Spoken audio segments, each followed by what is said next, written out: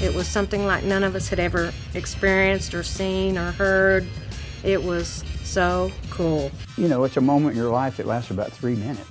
We never knew what we were part of. We were just having fun. And then 40 years later, people are writing about it. It was a fun scene back then. Every young guy in the world wanted to play guitar. It certainly changed my life. I mean, I'm still doing it. In the 1960s, all across America, there were teen scenes. Ray Beard and Dennis Beard put together a club called Tina Go-Go and provided a place for us to play. Up until that time, it was bars and things like that, and they were primarily for adults. They served alcohol, and there really wasn't any place for teenagers to go. And so it really was breaking ground. No one had done that before. Tina Go-Go was the top go-go place in Fort Worth during the 60s. It was teenagers just out dancing to live music and having fun and going out to hear their favorite bands. And each Friday or whatever nights that these happened, the places were packed. I find the music of the Dallas-Fort Worth area pretty interesting geographically because a lot of, it's so close to the Hispanic border. It's so steeped in the South, and yet it's not Southern. I mean, it's Texas music. The music that came out of Fort Worth couldn't have happened anywhere else. Fort Worth is not one of the top 10 major cities in America, so people think Fort Worth teen scene, that's a little odd. No, it's not. Listen. You treat me just like I was it. Luxuries have gone to your head.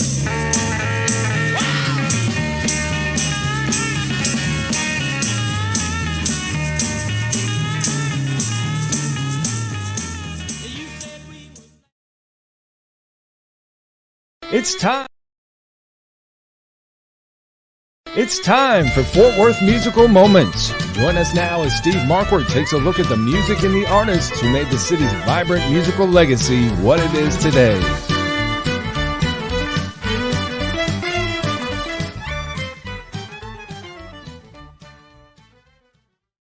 Hey, welcome into another episode of Fort Worth Musical Moments. I'm Brent Adams, along with my co-host Steve Marquardt. And Steve, we've got another fascinating show lined up for today. Yes, we do. By the way, that was an interesting intro. We went from that raw rock and roll music to Western swing.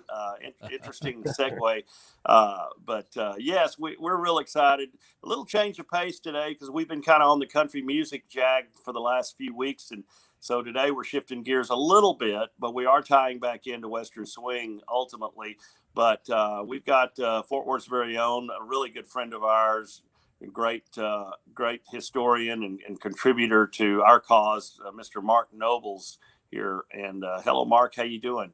I'm doing great, man. I'm excited to be on the show. I've been watching the ones that y'all have done previously.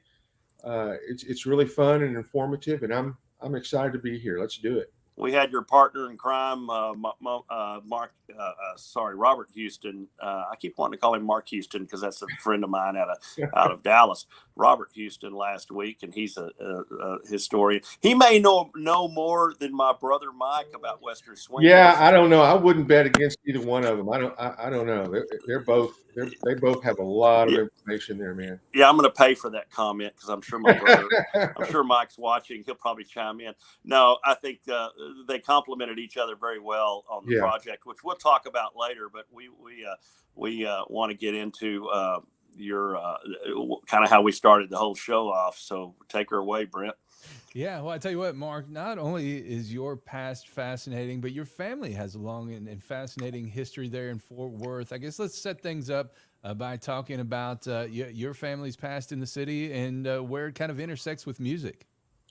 Well, I mean, other than just my family has always enjoyed music, but yeah, I'm a sixth generation Texan. My family has been in the Fort Worth area. A lot of people, I've got a lot of relatives up in Azle and all the way down to Cleburne.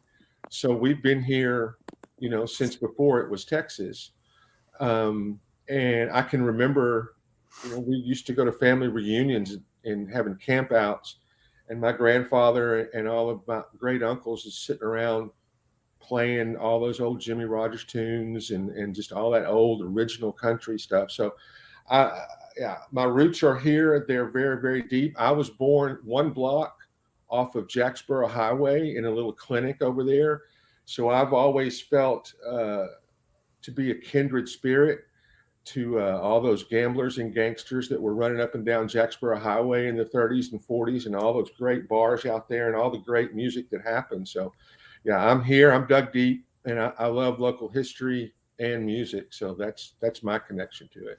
Well, I love it. And as Steve was talking about earlier, we've done a lot with country and Western swing over the past few weeks, and certainly you love that music, and we'll get into your involvement in the Western swing documentary later on here in the program. But one of the things that really fascinated you was this whole teen scene of the 1960s, and you've done documentaries and books about the area music scene, with one of the most notable being Teen A Go-Go. How did that whole project come about? Well, back in, I don't remember really exactly, time just flies, but '06 or '07, I was reading the Sunday Star Telegram, and this was back, I don't know if our younger viewers out there remember, but we used to have actual newspapers. You know, the Sunday paper was like 3 inches thick. I remember that. And so I'm reading the entertainment section, and there was this big, like 3-page write-up about these 3 CDs that were coming out called the Fort Worth Teen Scene. And I was just fascinated. These 2 guys, local guys, Larry Harrison and Dave Campbell, I think they spent like 10 or 15 years tracking down like almost 100 45s that were all produced in Fort Worth by local bands from like 63 to 67, 68. And they had written articles about them, and they had talked to this producer named Billy Miller, who owned Norton Records based up in Brooklyn, and they were going to put out this 3 CD set. And what I didn't realize, I mean, everybody, I was familiar with, when the Beatles went on Ed Sullivan, we're coming up on that anniversary. It was like February 9th, I think. And when they went on Ed Sullivan, that kicked off everything. That started the British invasion, and Beatlemania just went crazy. But what I had never heard of before, and what I learned in this article, was that like the next day, and within the week after the Beatles were on Ed Sullivan, hundreds of thousands of teenagers, boys and girls, all over the country, ran out to music stores, and a lot of them, oddly enough, went to Sears. Sears was the Walmart of its day back then, and bought guitars and bass guitars and drums. And 2 of the unique things about the Beatles, I mean, there was a lot of unique things about the Beatles, but 2 of the things that were unique about them was they were a band. And before, the pop stars, the kings of pop at that time, like Elvis, were solo artists. And, before Elvis, there was Frank Sinatra and Bing Crosby and all those crooners. So before, it had always been just a solo artist. But the Beatles were a band. So these kids wanted to emulate that and form bands. And the second thing that was unique about the Beatles was they wrote their own material. So they were writing their own songs. Elvis, to my knowledge, never wrote one song, and he certainly never recorded it if he did. I mean, these guys were doing other people's songs. So you had hundreds of thousands of teenagers all over the country, excuse me, buying instruments, forming bands, rehearsing. Mom didn't want them in the living room.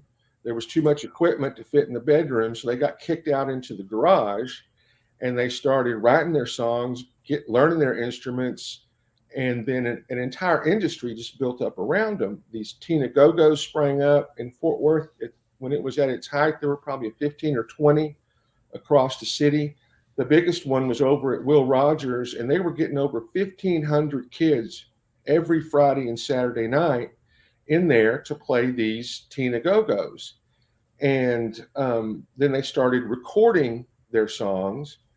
And then, radio was different. We have to remember, in the mid-'60s, there was no rock and roll infrastructure. Nobody knew what they were doing. Everything was being made up on the spot. And radio stations weren't owned by conglomerates, in New York. They were owned individually in the cities that they were in. And so these records, these 45s that they were putting out, got played on the radio. And I looked and looked. I didn't have any pictures of it, but I've seen pictures where the radio stations would like put out a top 10 list. And it was just hilarious because, number one would be the Beatles, number two would be the Stones, number three might be the Kinks. And then sitting there at number 4 on the charts was the Elite, or Larry and the Blue Notes, a local band made up of 16 and 17-year-olds. And then, number 5 right behind them might have been the Doors. So these kids are playing every weekend to hundreds, if not thousands, of fans live. They were getting their records played on the radio stations and just as popular as the national bands. And so this entire scene just sprung up. So when I read that story, I thought, this is great. I've never heard this. They were having a release party over at a record store and a bookstore that's no longer here, over by Hewlin at the time. So I went, and I'm sitting there, and they had like 10 or 12 of these old guys. They were like mid 60s to early 70s, and they're sitting there, and they start talking. And most of these guys didn't have a career in music. They just did this while they were in high school and college, and then went on to just have their own lives and careers. And it was a little boring, and I was sitting there, and there was 2 guys that were there that day. One's Roger Brownlee, and he was in the Elite, and the Elite was one of the top bands at the time. And then there's another guy, a local legend in Fort Worth. His name is John Nitzinger, and he is a rock and roll icon. He's from Fort Worth, and he was in a band called the Barons. And I don't remember what Roger was talking about exactly, but Roger was telling some story. And Johnny, you have to know Johnny. Johnny's a character. He is just lightning. He has so much energy.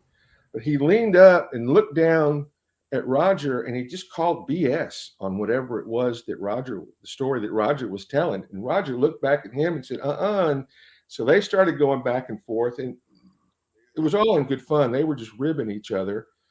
But then other guys started jumping in, and then just in just like that, it was like their eyes rolled up in the back of their heads, and they were all 16 years old again. And they were having all these old band rivalries, and they were just talking back and forth and telling stories. And so that's when I knew, I'm like, man, okay, I got the stories. I got the guys to tell them. I talked to Larry, and he had thousands of archival photographs and even some 8 and 16 millimeter film. So I had my visuals to go with it. And so I bought the CDs, and I'm driving home. And at the time, my car didn't have a CD player in it. So I'm just driving home. It's about a 15-minute drive, and I'm just thinking, please don't let this music be bad. Please don't let this music be bad. Right. And I got home, tore up in the first one, and I plugged it in. And Brett, I think you've got that Train Kept a Rolling. This is the first song I heard when I hit play. Oh, let's take a listen to this thing, and hey, turn your speakers up a little bit. This is fun.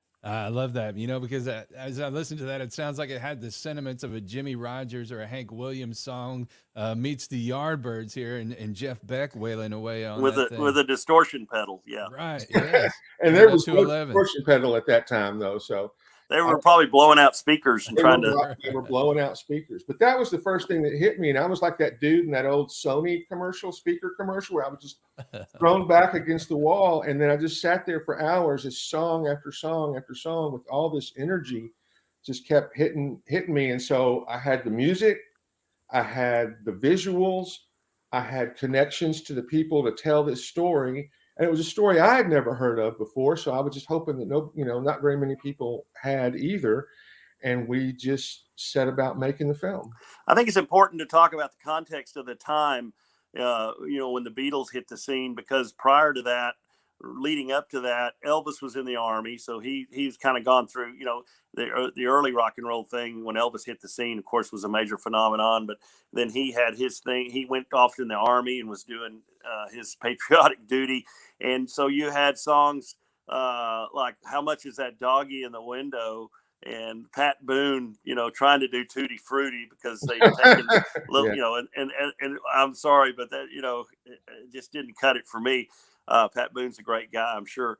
But, and then the Beatles come along. And of course, we talked about this right before the show, Mark, that the Beatles' main influences, and really all they were doing is taking Little Richard, Buddy Holly, Chuck Berry, and re-exporting it back over to the United States, and with a little bit of a new sound, and it just caught fire. And so, you can imagine all these young kids that were just looking for anything but how much is that doggy in the window, and that stuff comes along, and it just captured their imaginations, right? Yeah, I mean, there's just, you look at the top selling songs in, I think Love Me Do came out in 62, but you look at that and you're like, you got Little Doggy in the Window, and then you've got this other stuff, and it's just like apples and oranges, and it just really blew up, and it captured these kids' imaginations. And what was impressive to me was that they weren't passive about it. They didn't just buy the records and buy the magazines and listen to it. They wanted to do it. It inspired them to get out there and do it. And you talk, the bands that came along in the late 60s and early 70s were these kids that were in the mid 60s. They were 15, 16 years old, and they just flew into this life and started not just embracing it, but making it their own and contributing to it. But you mentioned that the Beatles were writing their own music, which was a kind of a new thing, and I think that goes back even to Hank Williams. I know Bob Dylan said that's what inspired him, and what caught his attention about Hank Williams is he realized you could be a totally self-contained band, right, or artist, and write your own stuff. You didn't have to rely upon Tin Pan Alley or the Brill Building to write your music for you. And so that inspired these guys to not only play what they were hearing, but to create their own original material. Yeah, yeah, Well, absolutely. Just to give folks a taste of the documentary here, I want to share a clip that kind of sets up the whole documentary and talks about the British invasion. British invasion had a tremendous effect on our whole country.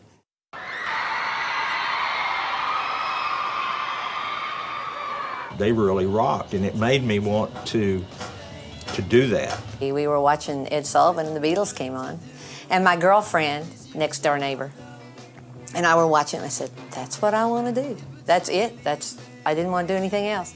That was like your basic turning point. Yeah. When we saw that, we said, yeah, that's what we want to do. They played real good live, even over all the screams of the girls. It was like girls too, man. Lots of screaming girls. One of my favorite things. I love Rusty. Rusty is a guitar legend himself. He was the lead guitar player for Point Blank. Again, a big band in the 70s from Fort Worth. He's one of the guys that just started doing it and kept doing it. When you listen to that and you think about this, was a phenomenon that swept the whole country. And as you said, there was hundreds of thousands of kids that got involved all across the United States. But what was it about the Fort Worth area that seemed to make it even more productive, and folks there cranked out a higher volume of stuff that was actually stuff you could listen to? If I knew the real answer to that question, I could make a lot of money. I could write a book that would sell a lot of copies. I think there's just something in the water or in the air in Fort Worth. Fort Worth, just the entire musical history of Fort Worth, it just doesn't get enough credit. There are dozens and dozens of famous and influential jazz musicians that have come out of Fort Worth, going all the way back to the 20s and 30s. Western swing, which we've been learning a lot about, was birthed over at Crystal Springs. country music. We had, classical music, jazz.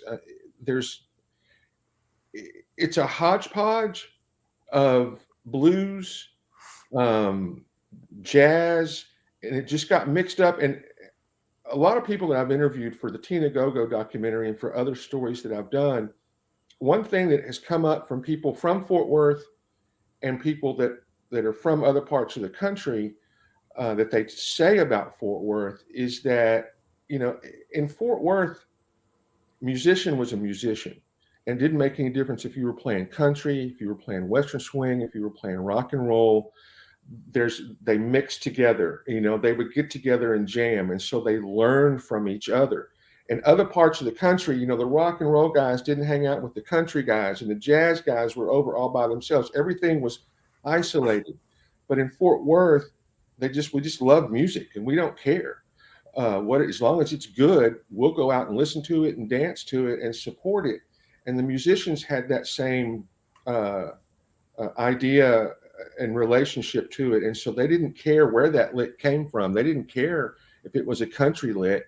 If it was a good lick and they loved it, they would incorporate it into what they were doing. So it just a lot of creativity, a lot of positive reinforcement, and so in these nuggets and in all these garage band collections that came out from probably the early 70s up through the 2000s, they would do them regionally, and each region might have just have one CD or record with 20 songs, and there are like 73, 74. Fort Worth's the only one that has the box set that had that many records on it.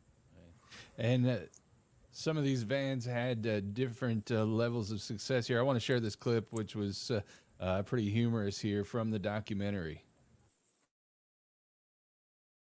One DJ out of New Orleans play a song. We did a cover of a Donovan tune called Season of the Witch, and we were told it was going to get played on the air out of New Orleans. Well, we were all excited. Guy got about 8 measures into it and just drug the needle across the record and said, "Sorry, boys," and you heard a snap. And we went, "Oh, man." Breaking a young man's heart, I Yeah, tell you. buddy. But it ended up the #1 played record at the Shakey's Pizza Parlor on Airport Freeway in Baton Rouge. That's one of my favorite clips. Those two guys were great, and both of those guys they played music their whole lives. They didn't ever hit superstardom, but they made a living out of it for their whole lives. They were great guys. And even though it was talked about in that very first documentary clip that we showed to kind of lead this thing off, well, why Fort Worth is not one of the top 10 cities, a lot of the larger acts took note of that music scene here. And I want to share one more clip here before we move on because it's near and dear to my heart, and you'll see why here when we roll the clip. We got a call from Mickey, and Mickey said, "Hey, there are 2 British groups that are coming into Will Rogers Memorial Auditorium, and they need instruments. Not instruments, but equipment, like amps and PA and stuff. And we just happen to have the best around. So we said, oh, well, sure, we'll let them use it. And in turn, we can go see the show.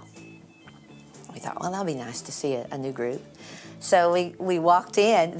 We put the equipment up, set it up, did everything, and then we walked out. We walked back in, and there must have been about, I would say, 100 people. Not many people at all at this concert. And out walked the Stones. And they played on our equipment. And the Yardbirds with Jeff Beck. And I'm going, boy, they're pretty good. I kind of like them. Great.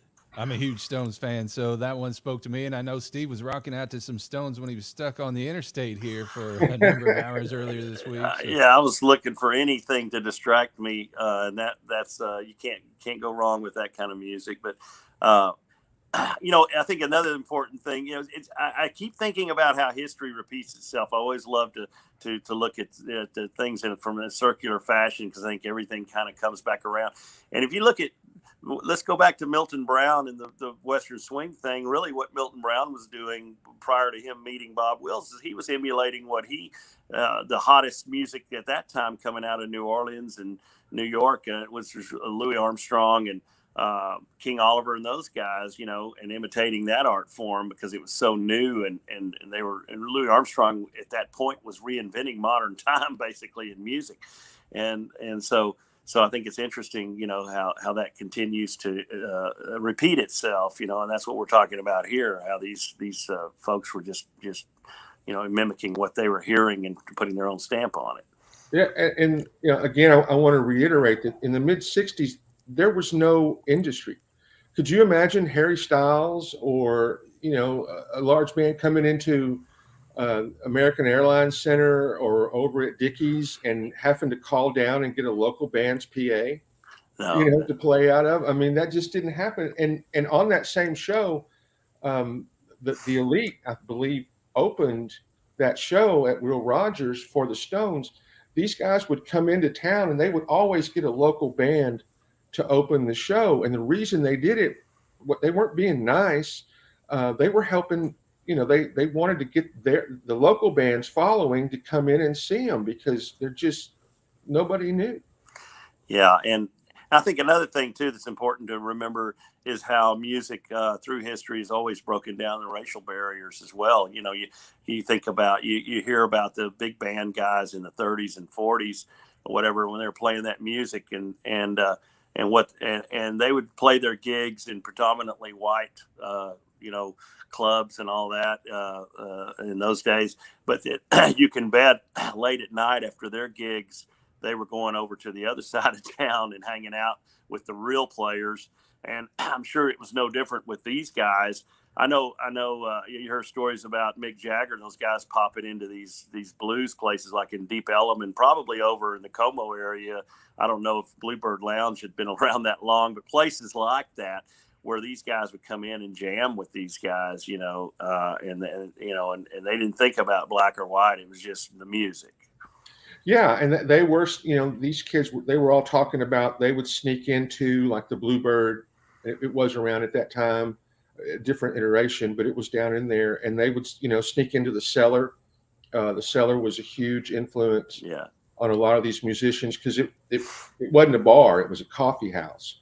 So they didn't have to close it too. So they would start playing, bands would come on stage at 6 p.m. and they would play until 6 a.m. just over and over and rotating the same 3 or 4 bands. And they would just sit there and listen, to music and just soak it all up, all these different styles and genres, and then just mixing it together in their heads and going out and playing with whatever they felt like they were playing. Right. Well, I tell you what, before we move on, I want to make sure we acknowledge everybody who has jumped on to join us here. Nice following today. Our friend Larry O'Neill with Fort Worth Memories is on here. We thank him for his support of Fort Worth musical moments here. By the way, I want to thank Larry real quickly about buoying our spirits the other night when we were stuck on that ice storm on I-20. It reminded me that the good Lord works through other people, and he had everybody in town that was up to that time of morning mobilized and ready to come rescue us. So I can't tell you how much that meant to Jill and I. Anyway, just one little plug there. So shout out to Larry. Michael Wood checking in here today. Says, hey, Mark. We've got Edward Williams on here. We've got Amy on here looking to say hi. Marlene Connors on here. Kimberly Austin, Christine Price, our friend Margaret from Ireland is checking in today. So hello there on the other side of the pond. We appreciate everybody who is checking us out today here. It means a lot to us to watch this thing grow as we go along here. And, Mark, one of the key players of the Fort Worth music scene was William Arthur Smith, better known as Major Bill. And he's originally from Oklahoma, and he rose to prominence in the early 1960s as a record producer, publisher, promoter, songwriter, and a record label owner. And aside from the early 1960s part, Steve, it sounds a little bit like a guy in Clarksville, Tennessee, who joined us here a couple weeks ago. Yeah, I believe it does. But Major Bill here, we'll throw this up here. Tell us a bit about the history of Major Bill and the indelible imprint he left not only on Fort Worth, but the American music scene. Major Bill, I mean, he talk about a character. I don't know, how legit the major part is there, but it's sort of like, Colonel Tom Parker wasn't a colonel either. But Major Bill scored a couple of hits actually in the late 50s with Bruce Chanel's Hey Baby, which had a big influence on the Beatles. And then he also produced Paul and Paula's Hey Hey Paula. I don't think it was a requirement that the word hey had to be in his songs, but his two biggest songs, his first two biggest songs were definitely Hey Baby and Hey Paula.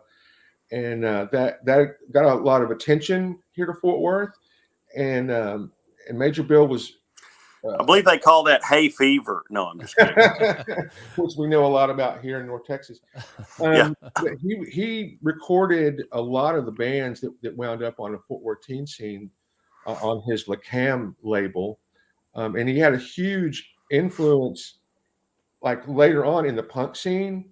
One of his catchphrases was when he heard a song, and if he really, really liked it, he would slap his hands together and go, "That's a cotton picking smash." And one of the major punk labels in the late 70s and 80s, I believe, was called Smash Records. And the reason it was called Smash Records was because of Major Bill's "That's a Cotton Picking Smash." And the influence of all these garage bands and that high energy music and how it affected the punk scene later on.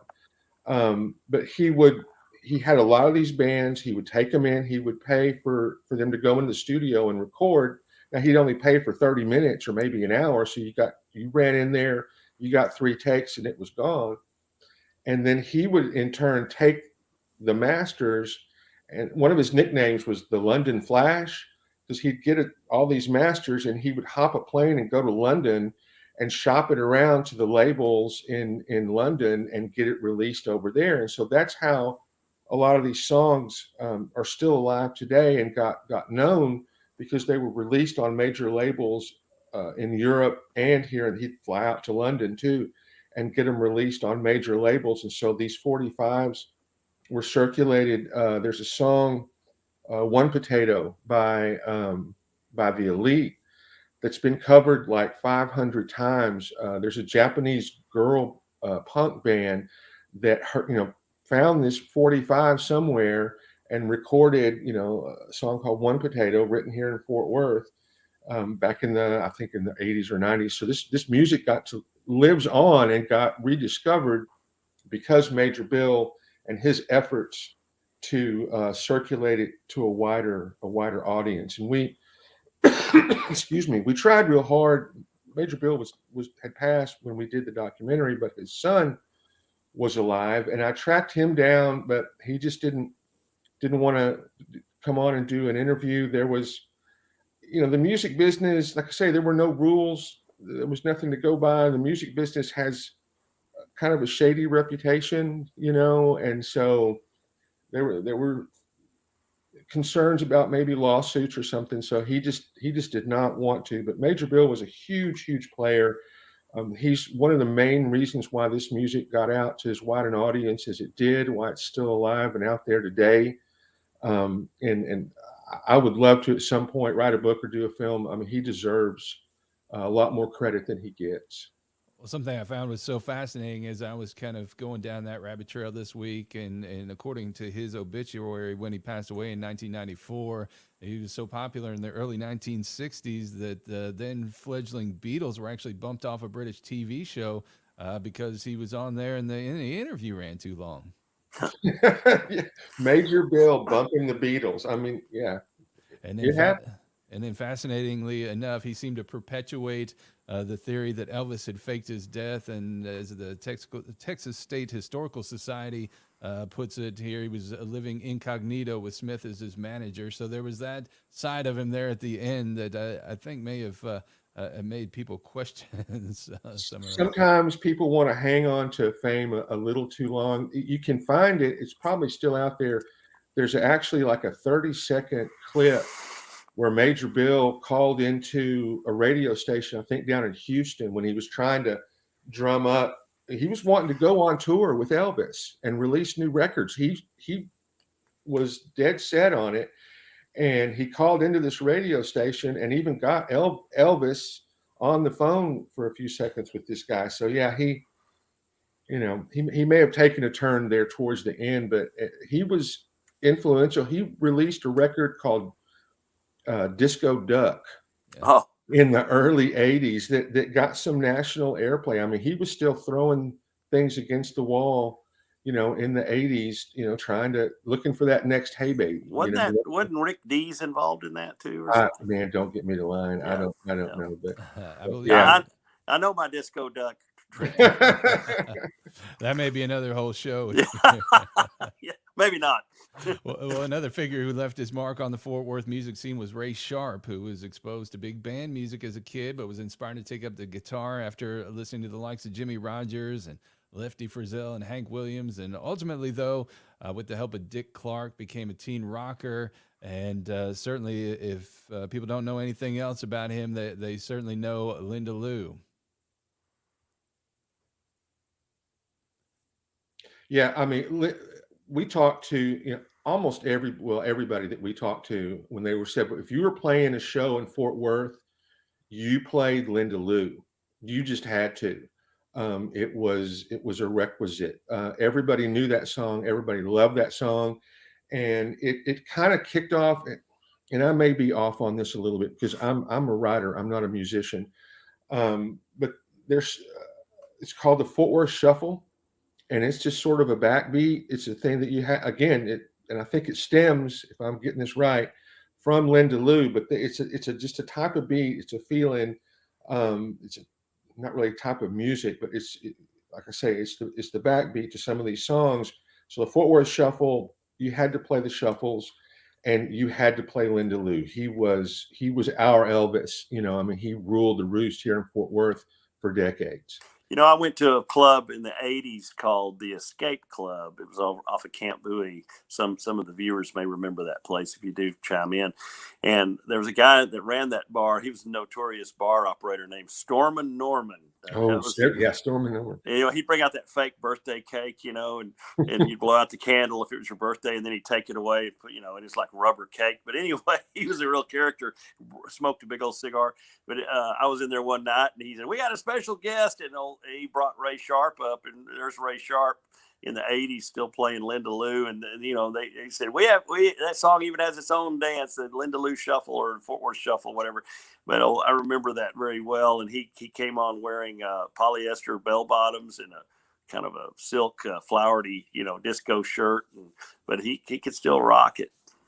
Yeah, one of the biggest regrets from the film is he had become pretty much a recluse at that time. He was old in the early 2000s, between 2008 and 11 when we were filming this, and he wouldn't answer his phone, and so we tried and tried and tried to get an interview with him, but he just didn't want to do it. And I mean, by all accounts, I mean, I've never heard anybody speak ill against him at all. He wasn't being mean or stuck up or anything. He just probably was, at that point, after 60 years, maybe he was just a little tired of Linda Lou. I don't know. Well, Mark, tell the story about Bruce Chanel. We touched on him for a little bit. And Brent, if I'm getting ahead of the script, then forgive me. Tell the story about Bruce Chanel and his connection with the Beatles. Well, Hey Baby came out, and it was a huge hit both in the States and in Europe. And so Chanel and the band went to Europe to tour, and they were, I think, playing in London. And of course, the Beatles ran to see them and got backstage and met them. There's a great photograph of Bruce Chanel and Delbert McClinton, another good old Fort Worth boy, who went on to a storied solo career himself. But Delbert was in the band and played harmonica on Hey Baby. And there's a great picture of Bruce and Delbert and all four Beatles. And this was, I don't know, early 60s. So it's before Love Me Do and all that. The Beatles are still, slumming around clubs and stuff. And they hadn't even gotten the gray Beatles suits yet. They were still in their Hamburg leather. So they're all dressed in black leather jackets, and they're hair slicked back and everything, and they're standing there talking to Bruce and Delbert. And the story is that Lennon was just fascinated with the harmonica part on Hey Baby. And it got twisted into, if you look around, the story got twisted that Delbert taught Lennon how to play harmonica, but Lennon already knew the basics. He just taught him the parts, how to play the harmonica part on Hey Baby, and just taught him some techniques on the harmonica. And then if you listen to Love Me Do, the harmonica part on that, back to back with Hey Baby, and it's almost a mirror sound. I mean, he just, I won't say he stole it, but he borrowed heavily from Delbert on a lot of the early Beatles songs that had harmonica. I think the great thing about the Beatles is, as big as they got, at their height, they were always never hesitant to acknowledge their influences. You remember John Lennon made that famous quote on the Mike Douglas show, I think, when he was there, and he asked to be the host of the show just so he could interview Chuck Berry, and he goes, before Chuck Berry and Elvis, there was nothing, and yeah, and he goes, if rock and roll had another name, it would be Chuck Berry, and he was like, it was neat to see Lennon on that. If you watch it, you can see the reruns of that show on YouTube, how Lennon was just almost like worshiping at his feet, so that was cool. Yeah.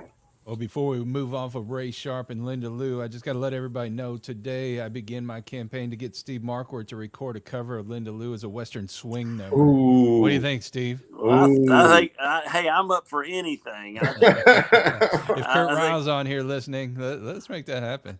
Billy Bowles, if he's watching, is going, what?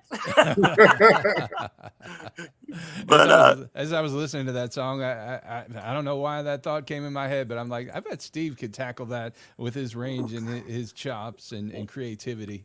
Well, we'll have to revisit on that. I love the challenge. That would just be carrying on the tradition of that big old gumbo of Fort Worth music. Let's just throw Western swing and Linda Lou together in that Fort Worth shuffle, see what comes out the other end. Let's do it. All right, Let's do it.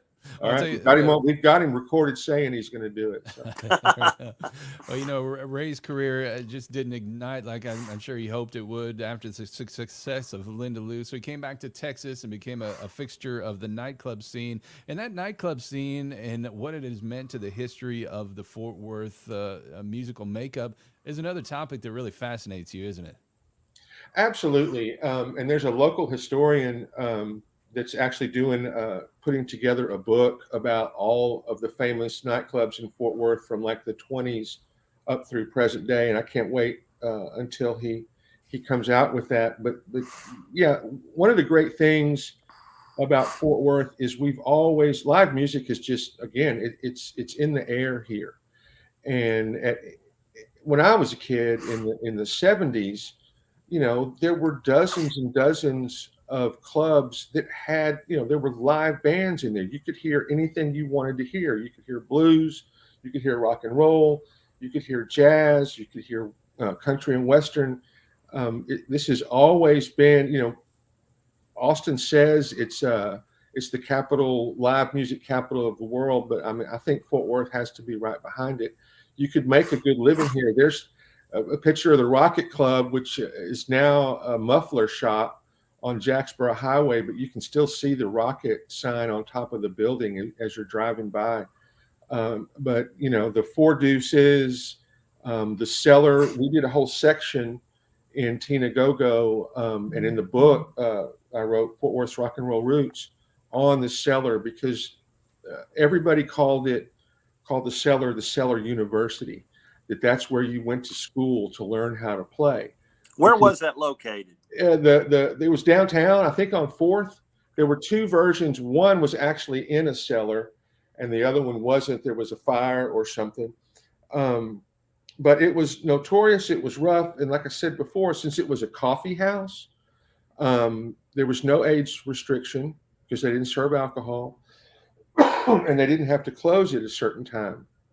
So there was, music was being played in there from, like I say, 6 in the evening till 6 in the morning. Talk to musicians that would just sleep on the floor there and then wake up the next day, get some food and come back and start playing again. Can you imagine just swimming through that cigarette smoke in there? Oh my gosh, yeah. And it started out in like 58 or 59 as a beat, a poetry coffee house, and they had beat poets like in a there. basket house. Yeah. And so it was started out as poetry and jazz, and then 63, 64, rock and roll, turned into kind of a folk music place with early Dylan when he hit and stuff. But then it turned to rock and roll and blues. And so that's where these guys could go, and, you could play music 7 nights a week, 12 hours a day. And so you learn things, and the best musicians were there. And then there was a little circuit that opened up. There was a cellar in Fort Worth was the original. There was one in Dallas, and then there was one in Houston. There was one briefly in San Antonio outside the Air Force Base, but the Air Force shut that down in like 2 weeks. But so these musicians would tour, go just work around all 3 clubs. And, you had bands that turned into like that's where ZZ Top. I mean, they weren't ZZ Top at the Cellar. I think they were American Blues. Moving Sidewalks or something like Yeah, that. the Moving Sidewalks were there. So all Johnny and Edgar Winter, played all the Cellars. Jimmy Vaughn played. There's pictures of Stevie because he was too young, sitting on beanbag chairs out in the audience, just watching all this stuff and soaking it in. So, it's part of, there were so many venues, and the musicians were so open to what everybody else was doing, and there were so many places to play that it really made that contributed to that earlier question of how did Fort Worth get that sound, and how did it birth all of these musicians and all of this music. And it's because they had so many opportunities to get out there and play and watch other people play and learn and soak it all in and just turn it into whatever they wanted to turn it into. You know what struck me is the age of some of these guys that were playing out there. I caught a clip off of I was watching some more of your documentary last night, and I caught a quote by Phil Strawn of the Orphans. And he said, yeah, I was 14 years old playing in this band in these nightclubs, and our drummer was 12 years old, and we would go off stage and the strippers would come on. Right. Yeah, that's a great story. They got booked in this club, and so they get up and they set up and they're playing for a little bit, and then they go off, and it was a strip club. So 12-year-olds hanging out in the strip club. Although that part wasn't legal. And I kind of got down the rabbit trail kind of researching on that this week. And if you can imagine a place where bikini-clad waitresses served Coca-Cola, because as you mentioned, you couldn't buy liquor by the drink there in Texas yet, and no dance floor. So instead they had old couch cushions in the space where, folks would just lie down and listen to folks like Joe Eli and Doug Somm. And as you mentioned, Frank Beard and Dusty Hill. And they brought in folks like George Carlin, and then you had strippers. I mean, it had to be quite a time. I'd love to hear from anybody. It was just like those basket houses in Greenwich Village where you had Richie Havens get up and play 3 songs, pass the basket, and then Tiny Tim would get up with his ukulele, and then Robert Zimmerman, Bob Dylan would get up and do some Woody Guthrie. It's just an eclectic hodgepodge. Yeah, I mean, back in the day, Texas was like Footloose. I mean, dancing, it was not legal when they served alcohol. You weren't allowed to have floors, and this was before, like they talk about they were kind of strip clubs, but a lot of that was illegal. So, a woman in her bra and underwear that certainly helped get kids in there, or everybody in there. But yeah, these places were just wild. A personal story. Several years ago, when I was making the documentary, I was talking to my great aunt, and I'm gonna leave all the family names out of this. But, no, come on. So she was talking, and I was telling her I was working on You Must Be Weird or You Wouldn't Be Here. Oh, you're talking about Aunt Mabel. Okay, go ahead. Yeah, Aunt Mabel. Yeah. I worked on a documentary about the cellar specifically, and so she asked me what I was doing, and I told her, and she goes, "Oh, yeah, I remember the cellar. I never went there, but your uncle, he would drive down there sometimes, and I remember we would drive down there, and he would park, and he would leave me in the car, and he'd go in there for maybe 10 or 15 minutes, and then he'd come back out."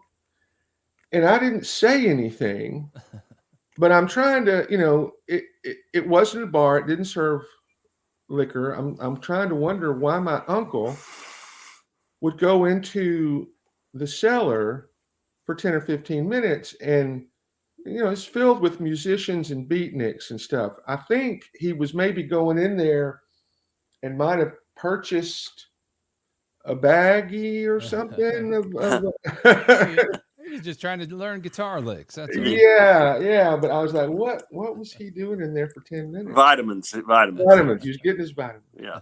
Well, of course, according to the Texas Historical Association, and I'm guessing this was at the Dallas Club, Jack Ruby used to frequent the cellar, and the Secret Service agents were actually at the club the night before the Kennedy assassination. So quite a dubious. I'm sure took the edge off their sharpness the next day. But anyway, And Mark, we talked about this in the production meeting. There's also a documentary out there, You Must Be Weird or You Wouldn't Be Here, that I'm sure people should check out. Yeah, it's called You Must Be Weird or You Wouldn't Be Here. And that was one of the things they had painted on the wall at the Fort Worth cellar.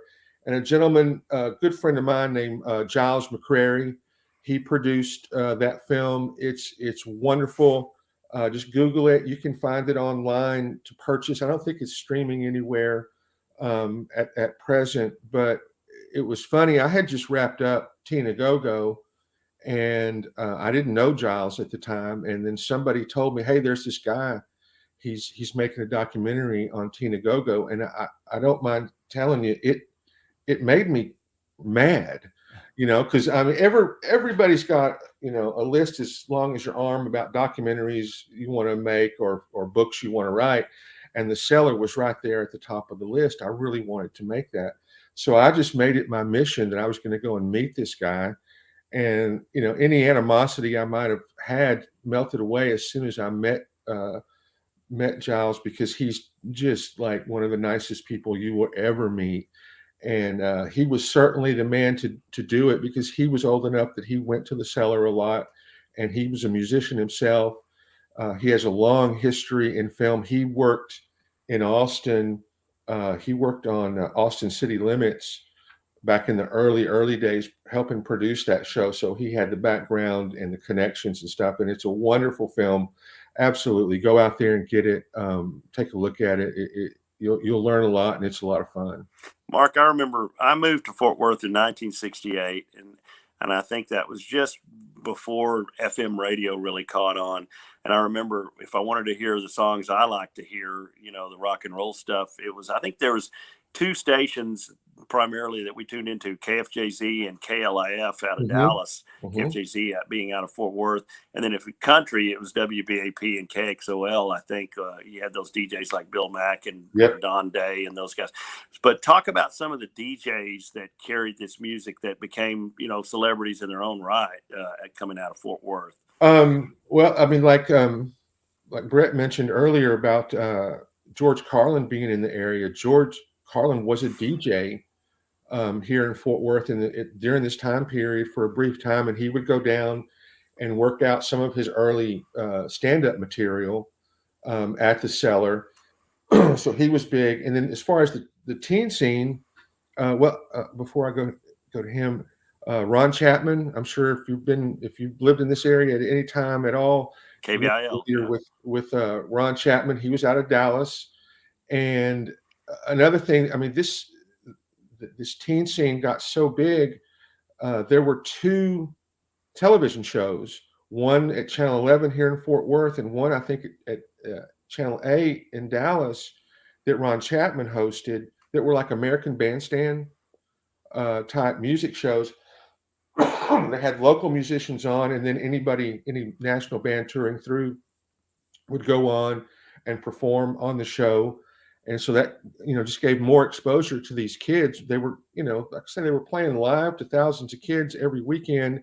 And then they were also on TV and they were getting airplay. But Ron Chapman was a big one in Dallas as far as promoting these things. And then here in Fort Worth, the big dog was Marky Baby, Mark Stevens.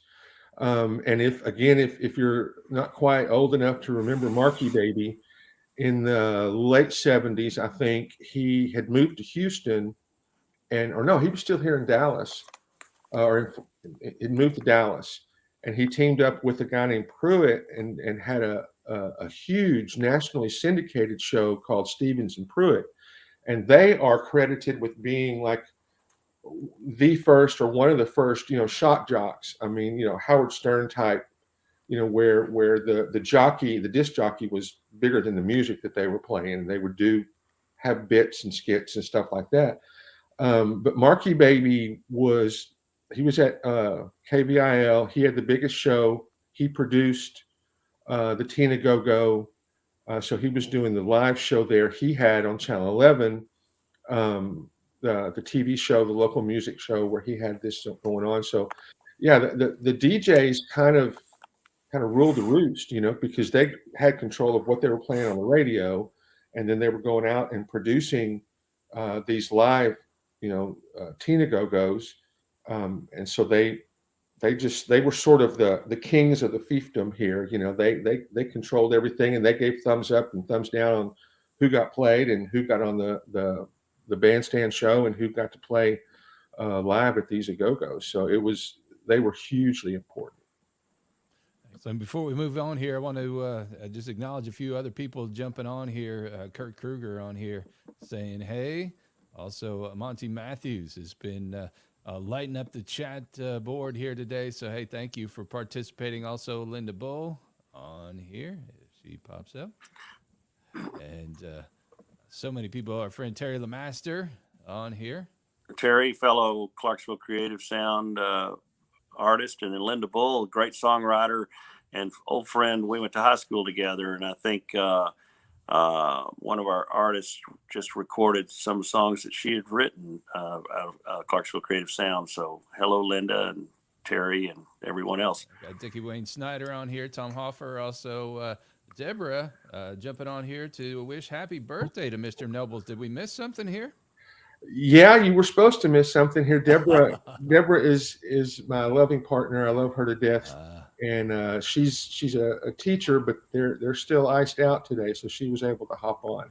Excellent. Well, happy birthday to you. Yeah, happy birthday. Thank you, sir. I appreciate it. Should I get my guitar and do a rendition of Happy Birthday? No, but if you've got a plastic cake like Storm and Norman, I would. Okay. Next time I see you, I'll present that to you. All right, that'll work. Well, another one of the members of this teen scene here that I wanted to bring up here, the Grodes, and we've got some fascinating connections behind that. Tell us a bit about the Grodes. Actually, this girl, the Grodes, I'm pretty sure they were out of Fort Worth. They were not. We did not get the chance to interview any of those band members, so I'm not that familiar with them. Okay, well, I tell you what, I did a little digging this week on the Grodes because I had never heard of them either. But as I was looking at that picture, something really struck me there, and then I started connecting some dots here. I'll blow this up here. If you look to the left, it may be kind of hard to see on the screen that you're on, but it talks about being produced by Mike Borchetta and registered to BMI here. To start going down the rabbit trail here and looking at some of the degrees of separation between the Grodes and someone we recently featured here on the show. Mike Borchetta is the father of Scott Borchetta, who went on to establish Big Machine Records in Nashville. And the first artist he signed was Jack Ingram, who was born in Houston but made a name for himself around Fort Worth and Dallas and is a regular at places like Billy Bob's and Tanner Hills. But then a lot of people think that it was another artist on Big Machine who had the first #1 on that label, but it was actually Jack who got there with Wherever You Are in 2006. So a little bit of music trivia, and here's where the show has a connection. Big Machine Records was essentially built on the career of Taylor Swift, which really launched them into the stratosphere. and her career blew up when she put out her first album. And Steve, who played guitar on some of those tracks? Well, my good friend and partner in Collectural Creative Sound, the founder of the studio and the record label, Kurt Ryle. So we went from the Grodes to Mike Borchetta to Scott Borchetta to Taylor Swift to Kurt Ryle, and that's what the fabric of the Fort Worth music scene is all about. It's a rabbit trail for sure, but that's what I love about this whole thing. I mean, yeah, Fort Worth has left its imprint on the national music scene because Fort Worth is a little town or a little city, and so if you really wanted to make it big, you had to go to New York or LA or something like that, and folks like T-Bone Burnett, which we didn't even really get to get into heavily here. There's Fort Worth has its thumbprint on everybody. Well, let's get into T-Bone a little bit here because we couldn't leave here without talking about Joseph Henry T-Bone Burnett III. He started out as a guitarist for Bob Dylan in the 70s and went on to become a Grammy-winning producer for the work on Oh Brother, Where Art Thou and Walk the Line, among others. And he was actually the one credited for bringing Alison Krauss and Robert Plant together, and it all started in Fort Worth. Yeah, T-Bone, I mean, if you're from Fort Worth, you recognize the Burnett family. You recognize that last name. And T-Bone was a teenager at this time in the mid-'60s, and his parents set him up with a recording studio. He had one of the best recording studios, and a bunch of these bands came through and started recording them. And he recorded a lot himself, went out on his own, and then has, he's had a lot of success with his own music, but then as a producer, he's produced U2, he's produced Elvis Costello, he's produced anybody that's anybody. And then, of course, his film work, he's produced most of the soundtracks for the Coen Brothers films, most notably the Oh Brother, Where Art Thou, that just, blew up on its own. So T-Bone has been extremely successful and influential, not just as a musician and a songwriter, but also as a producer. And he's another local Fort Worth kid. Mark, there's kind of a second wave that hit music, and Fort Worth was certainly in the middle of that as well. So you went from the 45 RPM days to the album rock days of the 70s, mid maybe early 70s, whatever. And you had groups like Led Zeppelin and those guys that were doing that. But out of Fort Worth, there was a few bands that hit it pretty big, or a few guys that hit it pretty big. I think didn't Nitzinger, he went off on his own and did some and enjoyed some pretty big notoriety in that era. And then there's a band, and I remember wearing this record out, especially one song on it. My brother and I would turn the lights off and listen to that song DOA by Blood Rock. Yeah. I mean, that's still today the eeriest song you'll ever hear, because it's all about a first-person narrative of a guy that's dying after being in a car wreck, and he's laying on the side of the road, and all these things are going through his head. And there's lyrics like "blood is running through my fingers," and at the very end, the drum beat goes pum pum, pum pum, and then it slows down, pum pum, and then flatline. And it's like, yeah. Yeah, but that was a huge cult favorite song. I had heard DOA on the radio, and I never connected it. I didn't know that there was a Fort Worth connection, but I was just familiar with the song from hearing it on the radio when I was a teenager. And so I knew who Blood Rock was. And so I'm driving down East Lancaster one night in like 78 or 79. And there on the marquee of one of those clubs over there was like, tonight, Blood Rock. And I'm like, no way. And pulled in there. And there they were up on stage playing, and then I realized the connection that at that point, they were all back in Fort Worth and living here, and would play locally every once in a while. But yeah, there was Blood Rock, and then Point Blank came out of here in that time period. That we saw a clip of Rusty. And Buddy Whittington, was a pretty big guy out of here too, which I know Larry O'Neill's had on his show a few times. Yeah, Buddy has played with everybody. And yeah, if you could get a chance to catch him, go and see that for sure. But yeah, he's one of the guys that just made a living out of it, traveling the world with all these A-list bands, playing for them. So there's a lot of people came out in the early 70s. Well, Mark, a lot of what we've talked about today focused on rock and pop, but we can't let you leave here without talking about your involvement in the birth and history of Western Swing documentary, which was produced by Steve's brother, Mike Marquardt, because they tell me that you were instrumental in organizing a lot of that information that made that beautiful piece of art what it is. I don't know about instrumental. I tried, man. I tried. Anybody that's ever met Mike, he is a force of nature. And I thought I knew a little bit about Western Swing and at least the Fort Worth history of Western Swing. And when I went over and interviewed with Mike and started talking to him, and was lucky enough that he gave me the job to help with the screenwriting on this and the research. And then I met Robert, Houston, that y'all had on last week. I quickly learned that in these production meetings where we sit around and talk about the formation of it, that I just need to keep my mouth shut, because between Mike and Robert, I mean, they had all of the knowledge covered.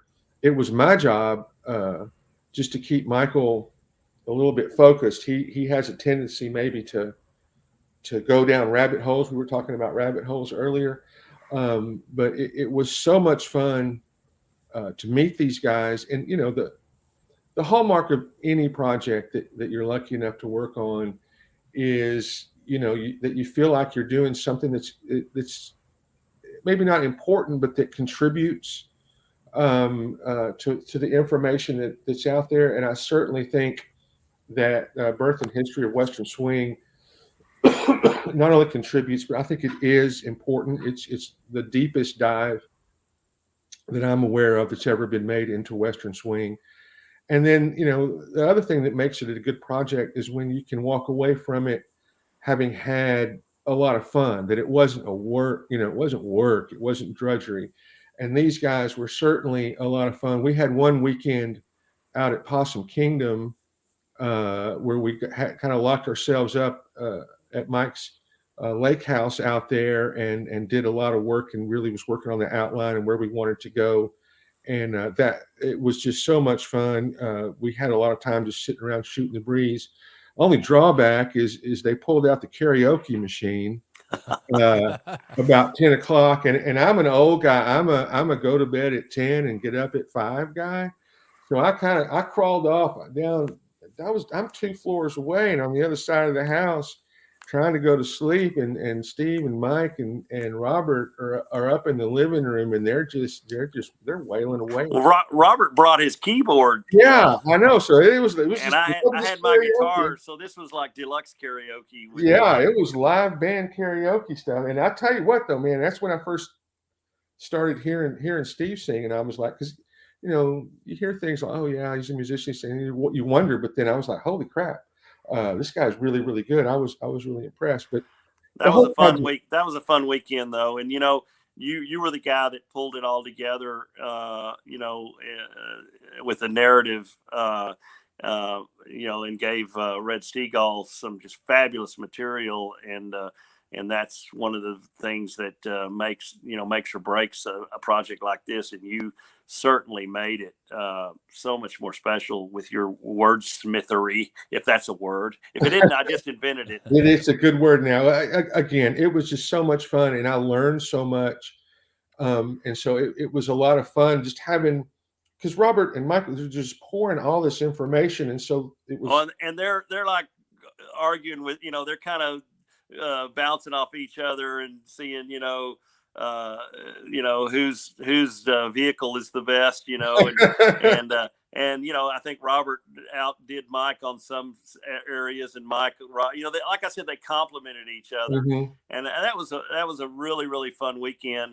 And all I was there to do, because I was probably to do the least of everyone as far as Western Swing, but I came at it from a documentary lover's standpoint, and just try to interject from my standpoint what captivates me and what makes a good documentary, because documentaries are meant to, good documentaries will pull you in and make you want to, and leave you when you're done with just enough to where you really want to become an expeditionary in that subject matter. And that's what we hope the film does is because I remember watching Ken Burns Jazz, and that was 18 hours or so. But what it left me with was I wanted to dive really deep in especially like Louis Armstrong and some of that stuff, because I'd always thought of Louis Armstrong as, what a wonderful world, but there was so much more to Louis. Oh, yeah. That old Hot Five stuff in the 20s, and those landmark recordings he was making, that's the stuff that really captivated me. And I would have never known that and without seeing that film. And so that's what we hope this film does. And of course, the film, we want it to everybody, when you hear Western Swing, you think of Bob Wills. Well, I said, if there's another thing I want this film to do is give the propers to Milton Brown, who in some ways I like more, and some people may I may get flacked on this. Yeah. I like more than Bob Wills, especially in those early days, because he was coming at it from the Louis Armstrong influences, and he was doing this real soulful. He was like an early crooner, is what he was. Mm-hmm. Yeah, I mean the whole project was just a total blast, and I tell you what, I have to tip my hat to Mike. Mike is not a film producer. This is his very first film. He just loves the music so much, and he just decided, sort of like those old Mickey Rooney movies where the kids are in the backyard. Let's put on a show. He decided he was going to make a film. And the first time I met him, I'm like, well, it's a little harder than you think. And he certainly learned that, but it so easily could have just, fallen apart.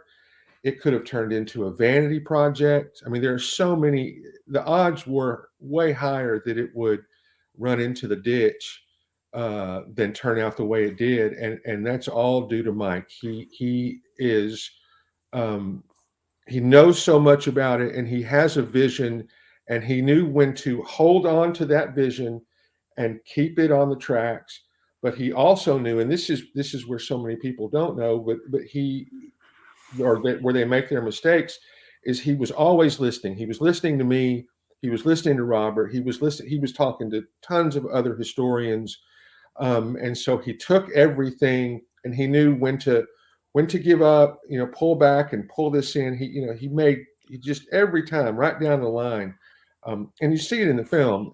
He made really strong decisions and kept that baby. I think it's a phenomenal film. I can't wait for its release. And I'm so proud to have been a part of it. And I think I've got it around here somewhere, but one of the film festivals it was in, they gave it a screenwriting award. So you will now address me as Mark A. Noble's award-winning screenwriter. Oh, yes, will.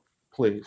Right. Well, I meant to mention that too. Here in a couple of weeks, the Ameripolitan Music Awards in Memphis is up for some accolades. So congratulations there. That's phenomenal. Yeah, stuff. This thing has won numerous awards, and it's really still not 100% finished. I mean, mainly now there's the licensing issues that have to be dealt with, and that's the least fun part of putting a film together, is chasing all that down. And of course, it's a very expensive part. And so that's a segue. If anyone has seen the film or wants to see the film, then your best chance of doing that, if you really want to be a part of seeing the film and seeing it widely distributed, is get in there and go to Mike's Birthplace of Western Swing.com website and contribute, because the licensing is the expensive part of getting this thing nailed down, and until all the licensing is dealt with, the film cannot enjoy widespread distribution. Right now, Mike's relegated to just doing private screenings. The lawyers are always watching, aren't they? Oh man, that is such a night with Tina Go-Go. I mean, we had hundreds of songs we were wanting to use, and that's the part of it that I wanted to just throw in the towel.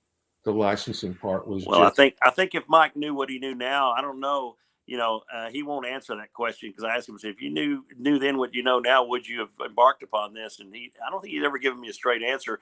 But I always like to say Mike was able to pull this off because he didn't know he couldn't.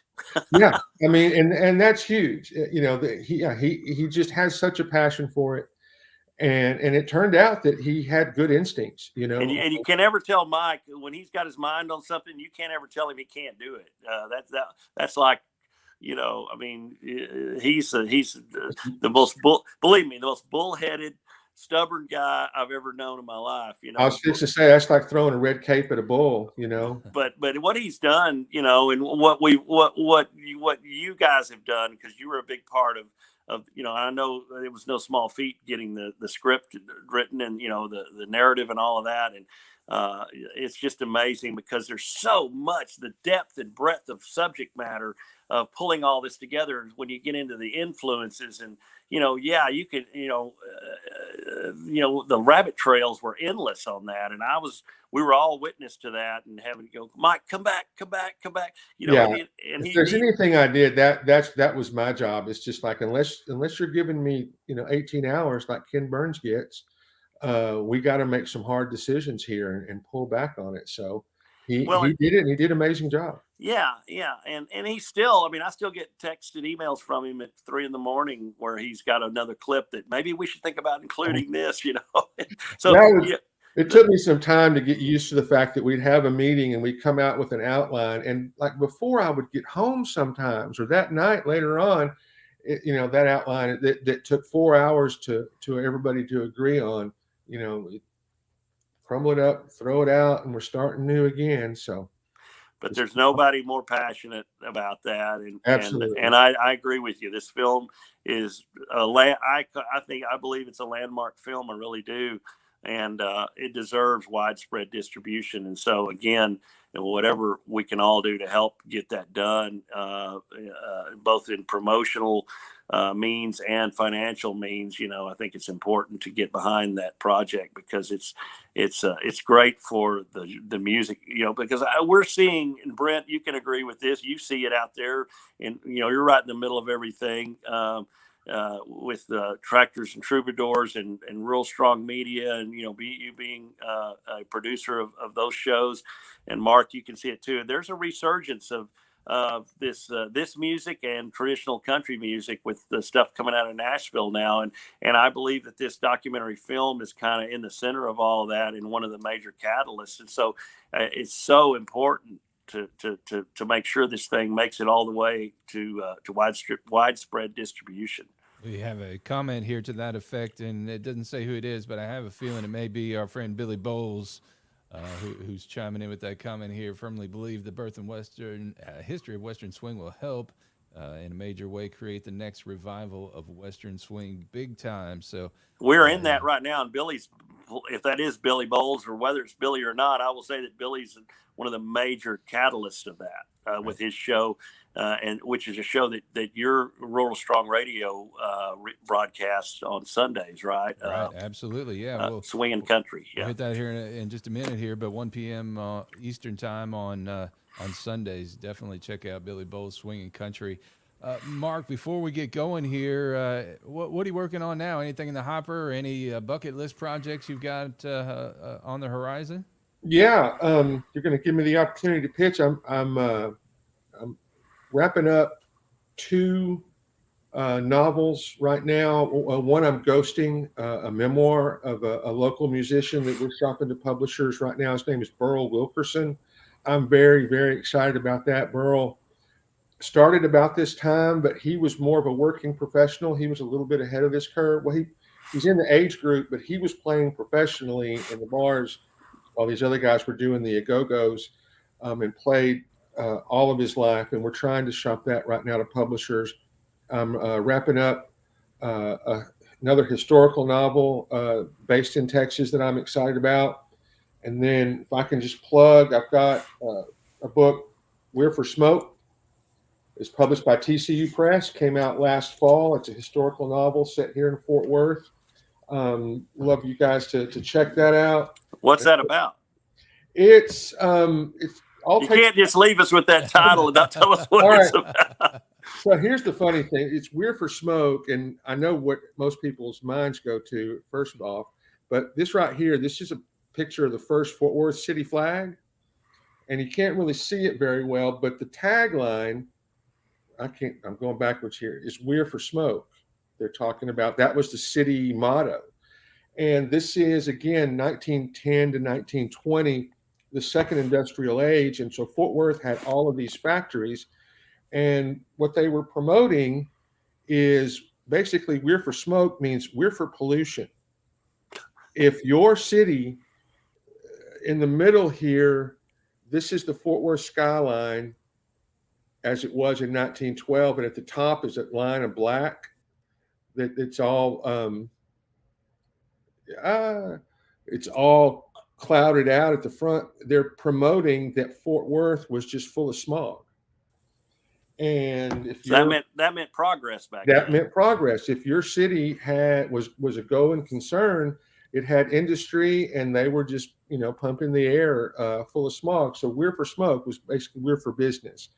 And the technology was changing. It's sort of like what we're going through today.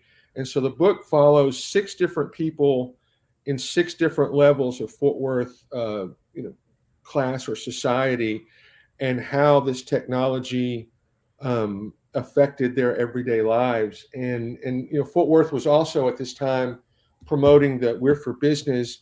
They were trying to get away from the Wild West, cowboy shoot 'em up, going into the saloons on their horse type atmosphere, to being a more sophisticated, business-oriented city. So the whole city was going through economic and social changes, and just how that affected different people at different levels of society. So it was a lot of fun to write and research. So that's not an unauthorized Willie Nelson biography. It is not an unauthorized Willie Nelson. And of course, we cleared that with up. the Tina Go-Go stuff, I've got the companion book to that. It's Fort Worth's Rock and Roll Roots. That basically covers most of the same ground as the film, but it's got a ton of pictures in it, and more quotes from the guys that we interviewed in the film. Great book. I've got that book. I love it. So where can people find you in the digital sphere? You can, the easiest place, I hate to give these people more money, but you can get my Amazon page, author page on Amazon. You can find me on Facebook. Either just look me up, my name personally, or my writing page is Mark A. Noble's. I'm a horrible promoter. I don't even know what my Facebook writer page is. I think it's Writer. It's nothing fancy or clever, but you can find me on Facebook and most of the social media, and I can point you towards it. I've always got product here myself that we can send out to anybody that wants it. Mark, I think as we come to the near the end of our show, we need to launch a revival of these Tina Go-Go and get these folks to reassemble their bands, and let's call it geriatric go-go. I tell you what, we did. We screened a work in progress, I think, in 2012 at the Lone Star Film Festival, and we filled up. We had 2 screenings. We were like the old Tina Go-Go's. We had over 1,000 people come to both screenings. We were in a ballroom, and they were both screenings were just jam-packed with people seeing this stuff. And then after the first screening, we went downstairs in another ballroom, and we got as many of these guys. There were no complete bands left. Local, there one, Larry and the Blue Notes were complete, and there was most of the elite was here. And then we just had some all-star bands. But we had these guys playing, and we even got some go-go dancers up there, and we had a battle of the bands. And we closed the night. I talked earlier about John Nitzinger. We've talked about him a couple of times. John told a great story. He was backstage after his band had opened for one of these national acts, and I think he was talking to Jeff Beck. And Johnny's trying to figure out, how do you get that sound? Because like I said, they didn't have access to all these pedals and effects back then. So he was talking to him about how to do it. And Beck had told him, he's like, just put it on 10 and play. And so Nitzinger took that to heart, and he was famous for being way, way loud. Sort of what's the old joke of, from the what's the Spinal mockumentary? Tap. Spinal Yeah, Tap. yeah. It's like it's on 11. It's like, well, what's 11? Well, it's 11. It's bigger than 10. So that's Johnny always played at 11, and so we knew, we had a lot of old folks there, and we had to clear this out. We were on a schedule, so we put Nit Singer up there last because we knew that he would blow everybody to the back of the wall. But he was great, and it was a lot of fun getting to see these guys. Some of them were invited down and did some special showcases at South by. I think that was in 2011 and 2012, and so it was really cool to get them all together. But these guys were in their late 60s, early 70s, and that was 10 years ago when this film came out. So I don't know how many of them we could still get that could do it, but I bet we could get a few. Well, there's that fictional group, or I think there's a movie made called The Replacements, but I'm going to call my band the Hip Replacements. Okay. On that note, I tell you what, Mark, thank you so much for taking the time to join us today. It's fascinating to tap into your knowledge here about the Fort Worth music scene. I hope I'm not putting words into Steve's mouth here, but I do hope you'll come back here and join us down the road so we can go a little deeper on some of this stuff. That'd be great. I'd love to. Anytime y'all want to. I enjoy watching the shows that y'all do, and it's been a pleasure to be on. Thank you so much. Well, what do you think, Steve? It's been a fun hour. It's been great. Thank you, Mark. Always good to spend time with you. I've enjoyed collaborating with you on some projects and love your work. Love your, I bought your book, the book what was it called? Fort Worth Rock and Roll Roots. Yeah. But before I ever knew who Mark Nobles was. So it was neat to put a face to that book, because that was one of my favorite book, and that book's a part of a series of Fort Worth historical. You used to be able to find them all over at Walgreens, I think, and so. But yeah, I've enjoyed working with you and enjoyed becoming your friend, and honored to call you a friend, and love to have you back. I mean, we just barely, like most of these shows, we just barely scratched the surface. Yeah, absolutely. And that we played that clip about the song being number one at the pizza parlor, in Shreveport, and it's so much fun to be just standing around. I was in line in an Ace Hardware store one day, and I look over on the book rack, and there's my book. I mean, I was number one at the Ace Hardware on 199 back in the day. So. Well, I tell you what, Steve, before we get out of here, what's the latest from Clarksville Creative Sound? Another busy week. Oh my gosh. Well, yeah, lots of new projects, new recordings. Kurt Ryle has, I talked to Kurt yesterday. Kurt and Mary Minner and I had a 3-way conversation. I pulled Kurt in, and he said he's been working nonstop for like 13 days in a row. And he goes, I need a day off. I said, well, you better take it, because we need you for the long haul. You can't just be a sprinter.